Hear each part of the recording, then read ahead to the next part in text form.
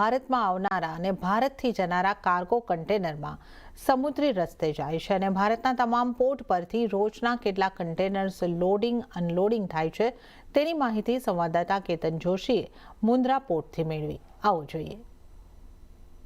અત્યારે હું ભારતના સૌથી મોટા અદાણીના મુન્દ્રા પોર્ટ પર હાજર છું અને હું તમને કન્ટેનરનું લાઈવ ઓપરેશન દેખાડી રહ્યો છું. આપ જોઈ શકો છો કે વિદેશથી આવેલું આ શિપ છે એના કન્ટેનર અત્યારે અનલોડ થઈ રહ્યા છે.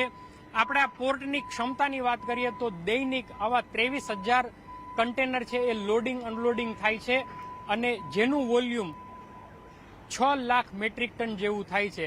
આખા ભારતની વાત કરીએ તો દરેક પોર્ટનું સમાવેશ કરીએ તો 70,000 કન્ટેનર લોડિંગ અનલોડિંગ થાય છે, જેનો 30% વધુ હિસ્સો માત્ર આ પોર્ટ ઉપર જ આવેલો છે.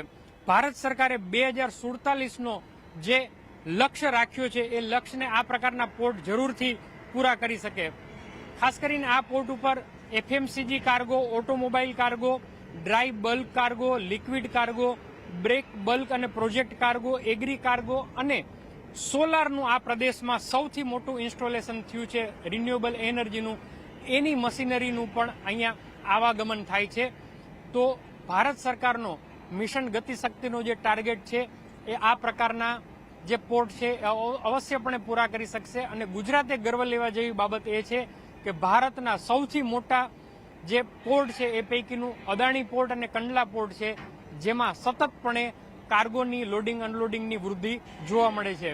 અદાણી પોર્ટે લક્ષ્ય રાખ્યો છે કે આવનારા 1 વર્ષમાં દર વર્ષે એવરેજ 20થી 25%ની આમાં કાર્ગો લોડિંગ અનલોડિંગની વૃદ્ધિ પણ જોવા મળશે. તો એક રીતે કહી શકાય કે ભારતના વિકાસના એક પ્રેરક બળ તરીકે આ પ્રકારના પોર્ટ કામ કરે છે.